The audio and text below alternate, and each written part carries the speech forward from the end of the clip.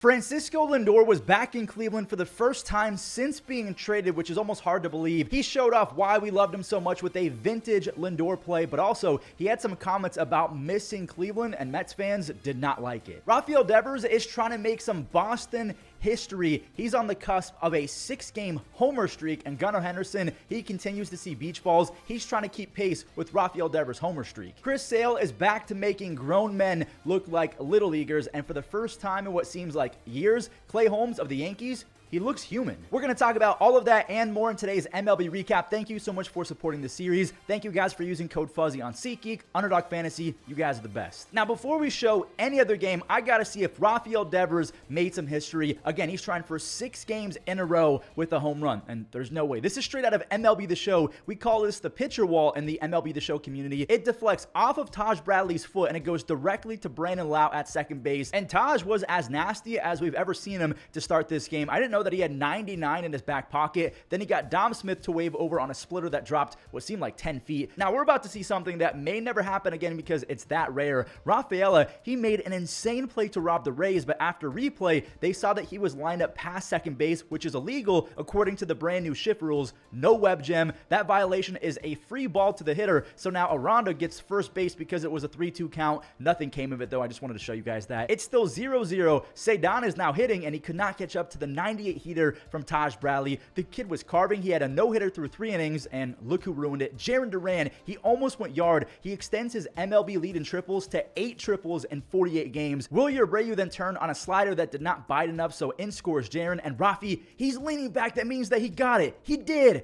Devers, he sets a Boston Red Sox franchise record with a home run in 6 consecutive games. He has a 135 OPS plus since 2021. He is nuts. David Hamilton, he stole his 5th bag to put himself in scoring position, and Cedon, he didn't need any help getting him home. The 23-year-old goes the other way for a 2-run blast. He's got 5 home runs, 25 RBIs. He also helped out Tanner Houck with this play on defense. He flipped it to Devers, who was shaded over with the lefty Lau at the dish. They helped Tanner Houck go 7 shutout on just 2 base hits allowed. Houck has a 1.9 ERA, and the Red Sox are back to 500. They're 24-24. That was a long first game despite the fact that the Rays got shut out. But let's talk about Ryan Weathers on the Marlins, throwing a no-hitter through 4 2/3, and he made a beauty of a play to rob Jackson Chourio to save the no-no, but oh no. Andrew Monasterio, he jolted one to center. Jazzy's tracking it. He leaps, and it's gone. Monasterio ruins the no-hitter with his first home run of the year. Now Milwaukee, they're going to add to their lead with some crazy base running from Yelly. Yelly stole second base. He got to third on the bad throw. He noticed that the catcher was pretty lazy in terms of getting the ball back to the pitcher, so he took off. Yelich steals home. That's something you only see in travel ball. He's got 5 home runs, 6 stolen bases, despite the fact that he's only played in 21 games. Now the Marlins were able to start a little rally in the 7th. Nick Gordon, he laced one past the diving Oliver Dunn at third base, so that ball trickled slow enough to allow Josh Bell to score. And do we have a tie ball game? Nope. Otto Lopez, he can't beat it out. That's a rally-ending double play, so we head to the 9th. The Marlins, they got saved by the space below the wall. Milwaukee, they would have had a big 3rd run on the Bowers double, but that ball got underneath, and Monasterio, he was forced to stay at third base instead of scoring. Contreras flies out to end it, and then Brewers fans, they were kind of pissed at their rookie phenom Jackson Chourio. They were wondering why he didn't lay out. Like, the game's on the line. That's the tying run, so I can see why it's a little bit frustrating, and it got even more frustrating because Milwaukee, they were shut out in the 10th, and now Josh Bell, he can walk it off. Of course he does. 5 of their 9 wins at home have been walk-off W's. It's not like the Marlins have become world beaters, but over their last 20, they're 10-10. So we have a doubleheader down in Atlanta between the Braves and the Padres, and this first game was an absolute mess. Check it out. Dylan Cease, he got knocked around by the Braves with Matt Olson and Michael Harris. They both singled in a few RBIs in the first. Okay, not so bad. Only 2 runs. Make it 3 runs. Ozuna now has 13 on the year. He went 411 feet, and then Matt Olson, he went 3 feet further, hit 6 home run, went 414 feet at nearly 115 miles an hour off the bat. Ronald, he stepped in with the bases loaded, 2 outs, and he found a hole, kind of Xander. He stopped it, and that's not good. The run scores, Bogey is hurt. I'm just praying that we don't have a Trevor Story 2.0 situation where he's going to be missing a lot of time with the shoulder injury. I'm hoping that Xander's okay. Ronaldo was dealing for the Braves. He's up 5-0, but he did have some trouble with Jackson Merrill. Merrill got 1 in the 5th on a ground out, then another on a single in the 7th inning. Lopez, he's out throughout the game now. Briefcase Joe is in, and Jake Cronenworth, he lays one up the middle. Kim, he scores easy, and Tatis, he was galloping from second base. He also scores standing up, so it's 5-4. Manny's up with runners at first and second, and he split the gap. Profar and Cronenworth, they both score with Jake flying around from first base. Manny, he's been a notorious slow starter for the Padres, so I expect him to do a lot of damage for the rest of the season. Suarez, he now has a chance to earn his 13th save, and his defense really stepped up. Kim, he must have ran like 120 feet to make that basket catch. He's hyped up, and rightfully so. Jake, he then made a diving play at first base, and Suarez, he does in fact get his 13th save after Kelnick popped up. The Padres, they finally get back to being over 500 and in comeback fashion too. And then Chris Sale kind of just said F your over 500 record and F your comeback. Same with Ronald Acuna Jr. Ronald legged out a leadoff triple, then Ozzie got the RBI and a 7-game hit streak all in one swing. Now skipping to the second, Ronald wants another 3-bagger. Nando, he was covering some serious ground. I thought, no way he's going to catch this.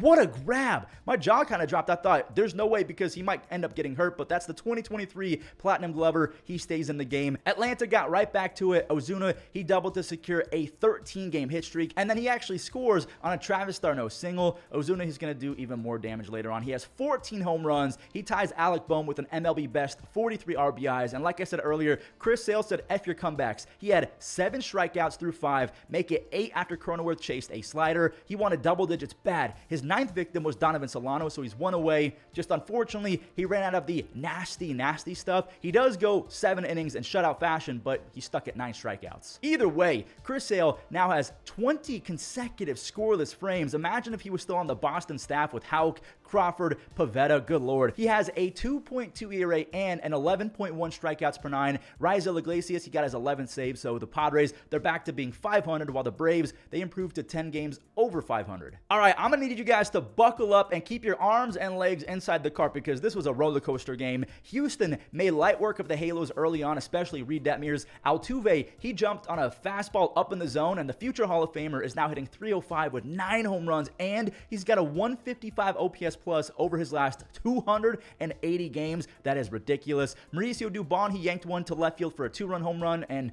Detmers, he started the season on fire, and he's been awful for the last month. Framber Valdez got into a little bit of trouble with 2 runners on, but he's facing Nolan Shanuel. He clutched up. Don't forget that this kid was drafted not even a year ago, and the pop is just now showing up. He now has 5 home runs after that 3-run tater. We're still in the 5th. The Angels, they managed to get 2 more on. Logan O'Hoppe to the moon. What an absolute pimp job from one of the best offensive catchers in baseball. 2 swings, 6 runs. And what is going on? Joe Adell, did he just make it a 7th run? He did. His 9th home run makes it a 9-6 ball game. It is so cool to see him finally breaking out, and I don't think it's just a hot streak. I think he's arrived. The Angels, they're on a tear. Zach Neto, he pimped one as well. He's got 6 home runs and 6 stolen bases. But here comes the Astros. Yainer Diaz, he stole a run. No, he didn't. Joe Adell is playing like prime Mike Trout the last 2 weeks. He's been playing much better defense on top of the offensive eruption. Kyle Tucker, he did keep the hopes alive momentarily. He singles to make it a 2-run game for Yordan. Then Yordan got walked. Bregman crushed one, or at least I thought he crushed it because of the crowd noise. The Angels, they've won 2 in a row. They're 7 games back. Can they go on a run? Let me know in the comments. Speaking of going on a run, the Kansas City Royals will not stop losing. Michael Massey hit a massive home run, 420 feet. That's the first home run allowed by Reese Olson since last season. Staying with Massey and Olson, that's got to hurt. Massey hit a rocket comebacker, and then the idiot catcher made it even worse by throwing it to no one at third base. So Kansas City's handed another free run. Maybe it's out of bounds to call him an idiot, but I'm just sick of how awful the Tigers play when Reese Olson is pitching. Reese leaves with a hip contusion. Kerry Bonds, I'll give him some credit. He's back at it. He seems like the only Tiger who seems to care on a daily basis. That went 430 feet the other way, almost into the fountains, and then Salvi actually went to the fountains. He went 6 feet further, so he does reach the water. He's got 9 home runs, 38 RBIs while hitting 341. Freddie Fermin, an RBI. Hunter Renfroe, he pounded one to deep left, and if Riley Green was 6'4", not 6'3", he probably makes that catch. Renfroe gets 2 more RBIs, and you know what's about to happen next. Maikel Garcia plus runners in scoring position equals a base hit of some kind. He's got 31 RBIs. He's hitting 340 with a near 150 OPS plus in those situations. Detroit scored a few, but that means that Chris Stratton had to come in for the 8th, so he gets a 4-out save. The Royals, They're 30-19. They are so good. The Royals have won 4 games in a row, and Cleveland is also trying for their 4th W in a row. And I know yesterday was Monday, but really it was Friday. Hold on a few seconds. You'll see what I'm talking about. Real quick, we do have to show Lindor's return. This is the first time he's been back since the trade, so 4 years. He got a good amount of cheers, but also some boos, mainly cheers, but the boos came from people upset over a few comments that Lindor made after being traded, so that's the context there. Ben Lively welcomed Lindor back by striking him out, and Lindor actually went 0 for 4. His batting average dropped to 193. J-Ram, nice, love that. That's a 2-out single. Josh Naylor, same thing. And then Cleveland, they were blessed with an error from Nimmo, so he whiffs it, and then both runners advanced, and now it's Friday. David Fry got a cutter and somehow found a barrel. That was a perfect inside-out swing. He's hitting .330 with 4 home runs and 16 RBIs, and he stole his 3rd bag later in the game. I think Mets fans kind of knew it was over after this one because JD doubled, which is cool, but then Ben Lively snagged a Marte comebacker. JD, he's caught a no man's land. I don't know what the heck Starlin Marte was doing. He ran himself into an out. Now, I will say the Mets did get one back. Tomas Nido hit an absolute no-doubter, but Cleveland, they answered back. Like I mentioned earlier, David Fry walked and then stole second base, his 3rd stolen base of the year. Kyle Manzardo, I'm going to be emotional. He's got 2 games in a row with an RBI double. He was an absolute monster in AAA, so if he breaks out, watch out for Cleveland. Lindor, I mean, kind of emotional as well. He showed off the vintage Lindor skills. He had a little Jeter throw to Rob Tyler Freeman. They overturned the save call. Class A, he went 1-2-3 for his 9th save. I will say I'm a little bit afraid that his strikeouts are slipping again. I'm just crossing my fingers that he continues to miss barrels. The Guardians have won 4 in a row. Now, prior to the game, Lindor spoke out about his time in Cleveland, and he said that the thing he misses the most about Cleveland is winning. Now, whether he meant it or not, I don't think that he straight up said the Mets stink and they never win, but the Mets did go 78-87 last year. They're 21-26 this year. He's as candid as it gets, but sometimes honesty opens the door for criticism, and Mets fans are not happy at all with his comments, especially there was another comment of him saying he thought he was going to be a Guardian for life or Indian at the time. So the Mets fans, they don't like his 193 batting average. We'll gladly take him back. Come on home, Lindor. I think the Dodgers are also looking for a 4-game win streak as well, and this is a big series between them and the Diamondbacks. Former Dodger Jock Peterson, he singled in 1, and LA said single. That's cute. Enrique Hernandez, he tied it on a long home run, and Freddie, he's up with 3 on. That's just a fancy way of saying the bases are loaded, and probably not the best idea to throw a future Hall of Famer a fastball down and in because that is a left-handed hitter's favorite pitch. Freddie, he proved it with a grand slam. He's so close to being back to a 300 batting average. He's hitting .298. Will Smith, he cranked one out as well. Both he and Freddie hit their 5th home run of the year, and they have an OPS plus over 140. Yamamoto, he struck out 8 over 6 1/3, but this Kevin Newman single knocked him out the game. Lourdes says, thank you guys. I like hitting off this dude a whole lot more. Jake McCarthy, he also says thank you. He pummels a no-doubter for back-to-back home runs. Now, for a moment, it looked like Arizona was going to mount a comeback, but the ageless wonder, Daniel Hudson, he threw a perfect 9th inning for his 3rd save. The Dodgers, they win 4 in a row, and I do want to show Yoshinobu's 8 strikeouts because he now has a 10.2 strikeouts per 9, which is very impressive for a rookie. And he's not even a fake rookie where he comes in at 31, 32 years old. He's 25 years old. The future is bright. And honestly, I'm just happy that he's earning that hefty contract because his career didn't start off so high. What is going on with the Twins? They won like 7 or 8 games in a row, and they've made those wins mean nothing because they've now lost 7 in a row. Luis Garcia Jr., he connected for a 2-run home run. He has 4 home runs and 22 RBIs. Winker, his renaissance season continues with a blast of his own. That was a rocket line drive. Jacob Young, he had 2 runners on with the infield in, and that was a perfect placement. He drove in 2, and that was off of Pablo Lopez, who is very good. By the way, Jacob Young has 0 home runs in his first 70 games, but he has a .330 on base percentage and 28 stolen bases. He's basically the good version of Miles Straw. Meneses, he had an insult to injury with another run, and Luis Garcia Jr. made it a 7 spot off of Pablo Lopez. That's a rare blow-up start from him. Now, I will show Twins fans this because I kind of felt bad. Correa went way out, 430 feet for his 3rd home run. The former longtime Twin Eddie Rosario, he did a great job to sit on a changeup. Washington, they're up to 8 runs. They got to 10 runs after Vasquez threw it away. Jacob Young and Rosario both come home to score. You just got to throw the white flags, guys. Washington put up a fat 12 spot after CJ knocked in Joey Gallo, and Rosario, he collected another RBI base hit. The Twins, they've lost 7 in a row, and they actually pulled an Angels after this game. They called a private team meeting.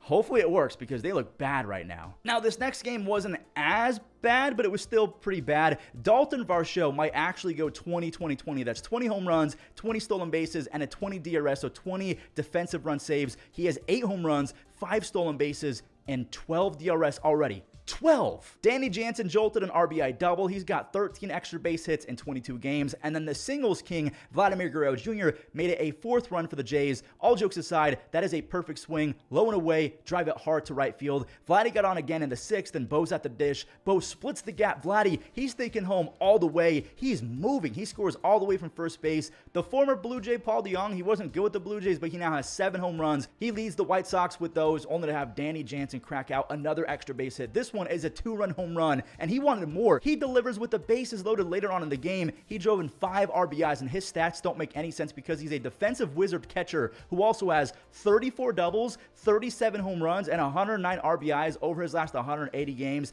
Kiermaier, he shows off the platinum defense. He ends it on a web gem. The Blue Jays have won 2 games in a row. Now, they still have a lot of work to do in the AL East, and it's going to be tough to catch up to the Yankees and the Orioles, especially when Judgy is spraying extra base hits all over the place. He leads the American League with 16 doubles. Verdugo, he came through again, not just on the RBI single down the line, but also later in the 5th on a shot up the middle. Marcus Stroman, have yourself a night. He struck out Cal Raleigh 3 times, and then he got Mitch Haniger to leak out to shallow center. He's through 7 shutout. That's 6 strikeouts for Marcus Stroman, only 2 hits to that point, and the 3rd hit is going to be a loud one. Dominic Canzone, he went to straightaway center. He's got 4 home runs, and that will end Marcus's night, but he does get the standing ovation, and it just seems like he really loves being a Yankee. The Yankees have a 3-1 lead for Clay Holmes. This game is a wrap, right? Okay, 2 runners are on now. Luke, he tapped one to second base. Glaber, my guy. I know that Rizzo could have probably scooped it, but it's 4-2 now. Mitch, he then flared one to shallow center, and the slow outfield speed of the Yankees really bites them right there. Judge, nor Soto could cover the ground to make that grab. Cal, he scores for the 3rd run, and Dominic Canzone took the hack of his life. He went full launch angle right there. He skied it for a game-tying sac fly, and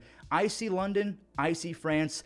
I don't know where I'm going with this, but Ty France completes the comeback. Clay Holmes, he went 20 innings with a 0 ERA, and in 10 minutes, his ERA jumps to 1.74. Okay, here we go. Soto, he singles to get on for Judge. 101 on the paint, gets Aaron Judge, and I don't know if that nibbled the corner or what, but babyface Verdugo, he is the Yankees' last chance. Another 101, but Doogie, he doesn't make good enough contact. That's a weak tapper to end it. That's a huge W for the Mariners. Munoz now has 9 saves and a 1.77 ERA. The Mariners, they're 2 games up in the AL West. If Baltimore wins this next game, they'll be 1 game back at the Yankees. Sonny Gray, he was dialed in from the jump. He got Santander looking, and then check out the movement on that sweeper to Colton Cowser. Michael Ciani, by the way, I just want to let this be known, he's a freak. Not only is he playing platinum level defense with 7 outs above average, he's been red hot in the month of May with the bat. He scores Gorman and wait for his second base hit. Now, speaking of 2 base hits and stuff like that, St. Louis got 2 straight hits to start the 4th inning. So Mason Wynn, this scorcher, scores 1, and he gets the second base for an RBI double to give him an 11-game hit streak.